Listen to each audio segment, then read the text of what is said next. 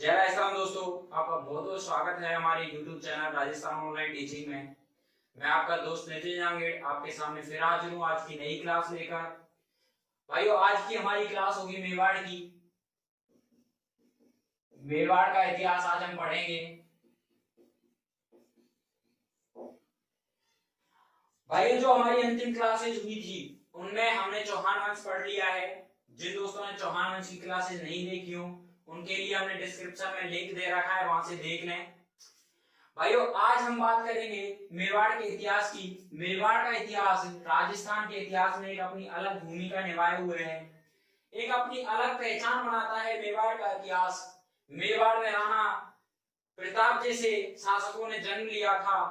जब होड़ मच रही थी राजपूत शासकों की अकबर के अधीन होने की, तब हमारे राणा प्रताप अपनी स्वतंत्रता के लिए, अपने स्वतंत्र राज के लिए डटकर खड़े थे अकबर के सामने। अधीनता स्वीकार नहीं की थी राणा प्रताप ने।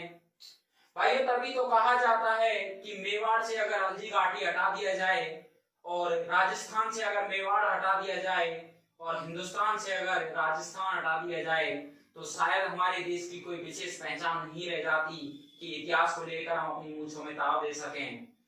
तो भाइयों, आज हम उस गौरवशाली इतिहास के बारे में जानेंगे। बात कर लेते हैं मेवाड़ की। तो भाइयों, मेवाड़ का जो प्राचीन नाम प्राप्त होता है वो है केवी या सिवी और मेदपाट। भाइयों, प्राचीन नाम प्राप्त होता है केवी सिवी मेदपाट मेवाड़ का। भाइयों, जिस क्षेत्र में से इसको आज हम जिस नाम से जानते हैं, ऐसे पहला कुछ नहीं था। महाभारत काल में जनपद में बटा हुआ था राजस्थान और पूरा का पूरा हिंदुस्तान। तो भाई सिवी जनपद में आता था ये मेवाड़ वाला क्षेत्र, तो इसका नाम सिवी के भी इसलिए कहा जाता है। अब बात कर लेते हैं मेदपाट की। मेदपाट इसका नाम क्यों पड़ा? क्योंकि भाइयों, मेवाड़ में एक जाति निवास करती थी, मेर जाति। मेर जाति यहाँ पे सर्वाधिक निवास करती थी और उस मेर जाति के नाम पर ही इस क्षेत्र का नाम पड़ा मेदपाट। वैसे तो भाइयों, मेदपाट संस्कृत भाषा का शब्द है और इसका हिंदी शब्द है भाइयों प्रागवाट। और इसके शाब्दिक अर्थ की बात करें तो शाब्दिक अर्थ है इसका मेर जाति का राज्य। भाइयों, शाब्दिक अर्थ है मेर जाति का राज्य, मेदपाट का। और बात कर लेते हैं मेवाड़ के शाब्दिक अर्थ की। तो मेवाड़ का शाब्दिक अर्थ होता है मेर जाति से सुरक्षित राज्य। भाइयों, इन दोनों अर्थों को लेकर स्टूडेंट हमेशा कंफ्यूज होता है। ये मेर जाति का राज्य है और मेवाड़ का शाब्दिक अर्थ है मेर जाति से सुरक्षित राज्य। क्षेत्र एक है, नाम दो हैं, अर्थ भी दो हैं। कंफ्यूज मत होना, एग्जाम में पूछा जा सकता है। तो भाइयों, तरीके से देख लीजिएगा। बात हो गई मेवाड़ के नामों की। अब बात कर लेते हैं यहाँ की शासकों की कि वो किस वंश के थे, किन किन वंशों ने यहाँ पे शासन किया था। तो भाइयों, जो यहाँ के शासक थे मेवाड़ के, उनको हिंदुआ सूरज कहा जाता था। सूर्यवंशी मानते थे खुद को मेवाड़ के शासक। भगवान श्री राम के वंशज थे। हिंदुआ सूरज कहा जाता था मेवाड़ के शासकों को। भाइयों, जो मेवाड़ के शासक थे उनका जो प्रतीक चिन्ह था वो था सूर्य।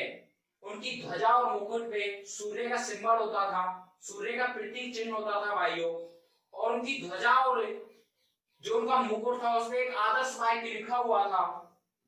आदर्श वाक्य था जो दृढ़ राखे धर्म को, तिहि राखे करतार। भाइयों, जो दृढ़ राखे धर्म को, तिहि राखे करतार अंकित होता था मुकुट पे और उनकी ध्वजा पे। तो इसका शाब्दिक अर्थ होता है जो दृढ़ राखे धर्म को, तिहि राखे करतार। तो भाई, जो धर्म की रक्षा करता है उसकी ईश्वर उसकी रक्षा करता है, ये इस लाइन का शाब्दिक अर्थ है।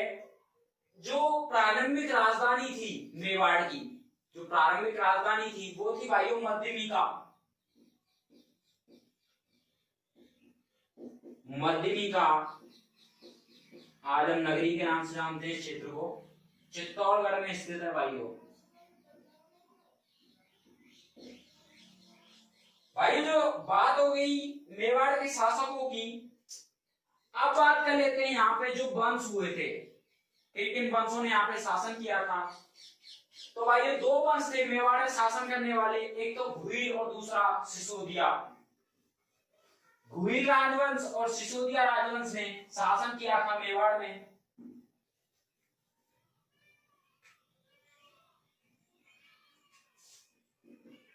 भुईल वंश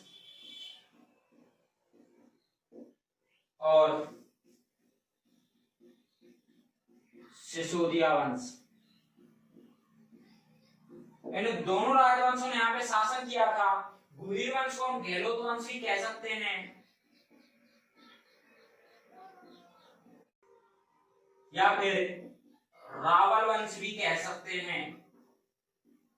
भुईल या रावल वंश, गहलोत वंश, ये एक ही वंश के नाम है भाइयों। आज हम चर्चा करेंगे भुईल वंश की, कि भुईल वंश के संस्थापक कौन था, भुईल वंश स्थापित किसने किया था और शासक कौन था भुईल वंश का।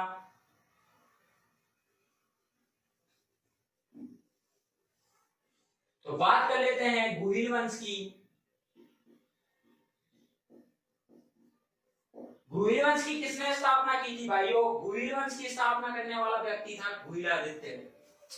भुईलादित्य ने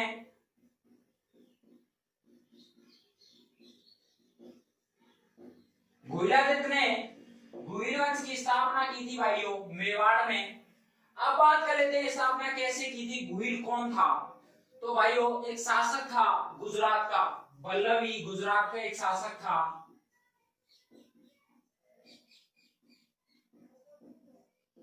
वल्लभी गुजरात का एक शासक था, नाम था शिलादित्य, और शिलादित्य की पत्नी का नाम था भाइयों पुष्पावती। भाइयों शिलादित्य नाम था वल्लभी के शासक का, पत्नी का नाम था पुष्पावती। पुष्पावती भाइयों एक बार आबू गई थी जगदम्बा मां के दर्शन के लिए, और उसी टाइम पे मलेच्छों ने आक्रमण कर दिया था शिलादित्य पर, वल्लभी पर आक्रमण कर दिया था। इस आक्रमण में भाइयों शिलादित्य मारा गया। पता चलता है पुष्पावती को, जो आबू से लौट रही थी जगदम्बा मां के दर्शन करके, भाइयों इसको पता लगा कि हमारे वो तो भगवान को प्यारे हो गए हैं। सती प्रथा थी भाइयों पहले के टाइम पे कि पत्नी अपने पति के साथ सती होती थी, लेकिन ये सती प्रथा बाद में कुप्रथा में बदल गई, इसको बंद कर दिया गया सती प्रथा को। तो भाइयों इसको पता लगा कि शिलादित्य मारा गया है और सती होने के लिए तैयार थी भाइयों पुष्पावती। इसकी जो पुष्पावती की सहेलियां थी, उन्होंने पुष्पावती को मना कर दिया था सती होने से, क्योंकि ये भाइयों उस टाइम पे गर्भवती थी, घर में पड़ रहा था भाइयों भुईलादित्य, इसको मना कर दिया था सती होने के लिए, बिल्कुल मना कर दिया था इसको। पुष्पावती वापस नाग जाके वल्लभी, इसने गुफा में जन्म दिया था भुईलादित्य को, एक बच्चे को जन्म दिया था गुफा में। गुफा में जन्म देने से उस बच्चे का नाम पड़ा भाइयों भुईलादित्य या फिर गुहील।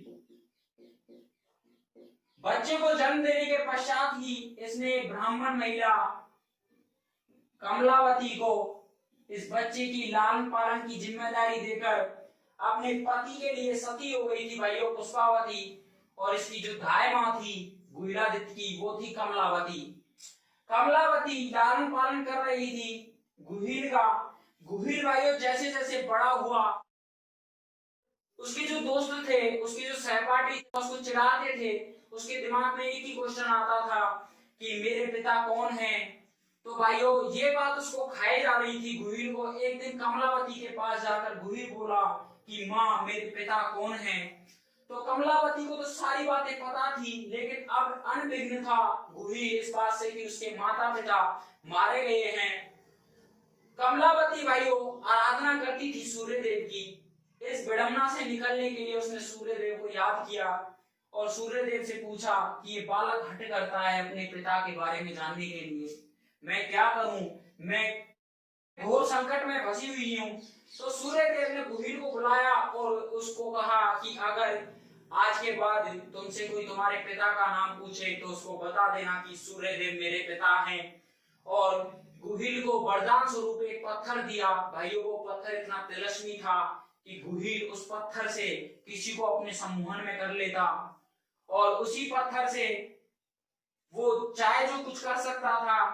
साथ ही साथ उसने 566 ईस्वी में उसी पत्थर की सहायता से, उस पत्थर के प्रभाव से 566 ईस्वी में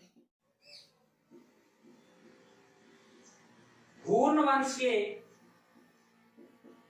शासक मिहिरपुर को पराजित किया। हूर्ण वंश के शासक मिहिरपुर को पराजित किया था 566 ईस्वी में और मेवाड़ में गुहील वंश स्थापित कर दिया था।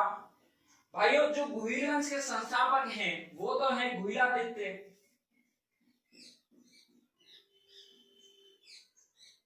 लेकिन जो गुहील वंश का शासक था भाइयों वो है बप्पा रावल, प्रथम शासक था गुहील वंश का। इस गुहील वंश स्थापित किया था गुहिलादित्य ने, लेकिन जो इसका प्रथम शासक हुआ था, जिसकी शासन विस्तार किया था, वो था भाइयों बप्पा रावल। तो बात करेंगे अब इसके बाद बप्पा रावल की।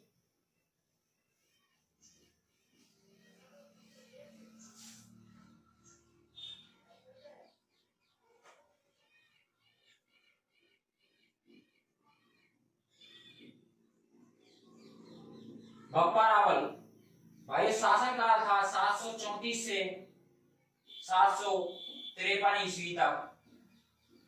बप्पा रावल ने शासन किया था मेवाड़ में।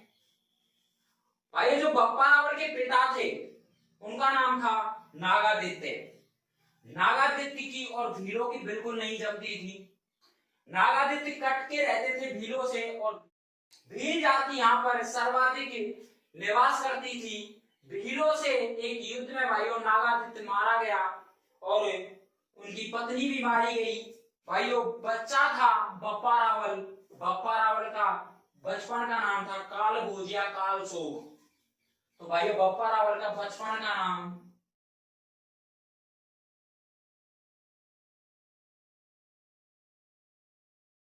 कालभोज या कालसोग, बचपन का नाम था कालभोज या कालसोग। भाइयों इस बच्चे को ले जाकर भील इतने क्रूर नहीं थे कि वो एक बच्चे की हत्या करें। इस बच्चे को ले जाकर उन्होंने एक ब्राह्मण को सौंप दिया, हरित ऋषि को बच्चे को सौंप दिया। हरित ऋषि इस बच्चे का लालन पालन करने लगा, इस बच्चे को पाल पोस कर बड़ा किया। बड़ा हो गया भाइयों बप्पा रावल और हरित ऋषि की गाय चराता था। हरित ऋषि की गाय ले जाता था जंगल में चराने के लिए। कुछ दिनों से हरित ऋषि की एक गाय दूध नहीं दे रही थी। उसने सोचा कि बप्पा रावल दूध की चोरी करता है। बप्पा रावल से पूछा क्यों रे बप्पा रावल, ये गाय का दूध कहाँ जाता है? तो बप्पा रावल ने सोचा कि यार दूध की चोरी मैं तो करता नहीं, तो फिर दूध जा कहाँ रहा है? तो भाइयों उसने निगरानी रखना स्टार्ट कर दिया। गाय की निगरानी करता। सुबह से शाम हो गई बैठे बैठे कि अचानक शाम होते ही जैसे ही वो संध्या का टाइम हुआ, गाय अचानक वहां से चल के जाने लगी।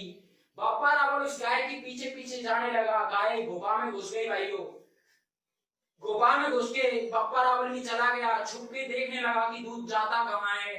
तो गाय एक स्थान पे जाके रुकती है और स्वतः ही जो दुग्ध धारा है वो छोड़ने लग जाती है एक जगह पे जाके। बप्पा रावल इस रहस्य को देखकर, इस रहस्य का पता लगाने के लिए जैसे ही गाय को पकड़ने के लिए दौड़ा, गाय के पास दौड़ा, गाय चिमक जाती है और वहां से भाग जाती है। बप्पा रावल देखता है कि वहां पे बेल के पत्रों के नीचे, बेल पत्र जो होते हैं, अपना जो बेल पत्र का पेड़ होता है, उन पत्तों के नीचे भाइयों शिवलिंग है और उसी शिवलिंग पर गाय छोड़ रही थी भाइयों दूध धारा। उसने देखा कि क्या चमत्कार है, लेकिन उस शिवलिंग का भाइयों गाय के चिमकने से पैर लग गया था। उस शिवलिंग का एक हिस्सा टूट गया था। भाइयों खंडित शिवलिंग की आज भी पूजा होती है उसकी। उस शिवलिंग को वहां से बप्पा रावल ने निकाला और कैलाशपुरी उदयपुर में उस शिवलिंग को स्थापित किया। एकलिंग जी का मंदिर बनवाया था बप्पा रावल ने कैलाशपुरी उदयपुर में एकलिंग मंदिर बनवाया था।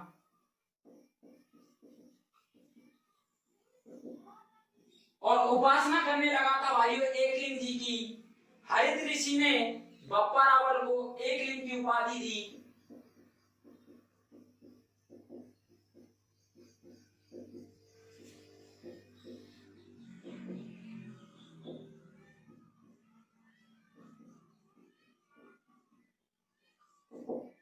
एकलिंग जी के आशीर्वाद से भाइयों बप्पा रावल ने 734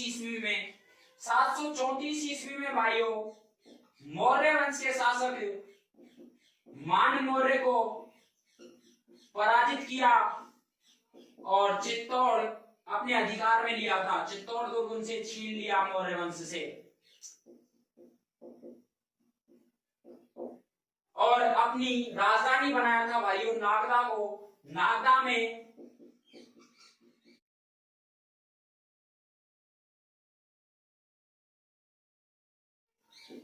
शासक बन गया था भाइयों बप्पा रावल। मान्य मौर्य को पराजित करके चित्तौड़गढ़ दुर्ग उससे छीन लिया था। भाइयों ये जो मेवाड़ के जो शासक थे बप्पा रावल था वो एकलिंग जी का दीवान मानता था खुद को, एकलिंग जी का उपासक था। तो भाइयों जैसे भी वो अपने राज्य से बाहर जाता तो एकलिंग जी की इजाजत लेके जाता और उस इजाजत की प्रथा को कहते हैं भाइयों आस्था लेना।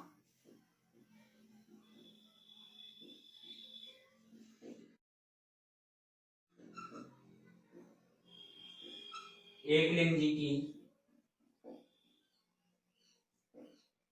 इजाजत। जब भी मेवाड़ के शासक यहां से बाहर जाते थे, जो गहलोत वंश के शासक थे, गुहिल वंश के शासक थे, जब भी अपने राज्य से बाहर जाते थे तो एकलिंग जी की इजाजत लेके बाहर जाते थे। इसी को आस्था लेना कहते हैं भाइयों। एकलिंग जी का दीवान मानते थे खुद को। तो भाइयों ये थे हमारे बप्पा रावल जो गहलोत वंश के या फिर गुहिल वंश के वास्तविक संस्थापक थे। भाइयों आज की क्लास हम यही विराम करते हैं। अगली क्लास में हम बात करेंगे रावल, अल्लड, सनित कुमार इन सब की। तो भाइयों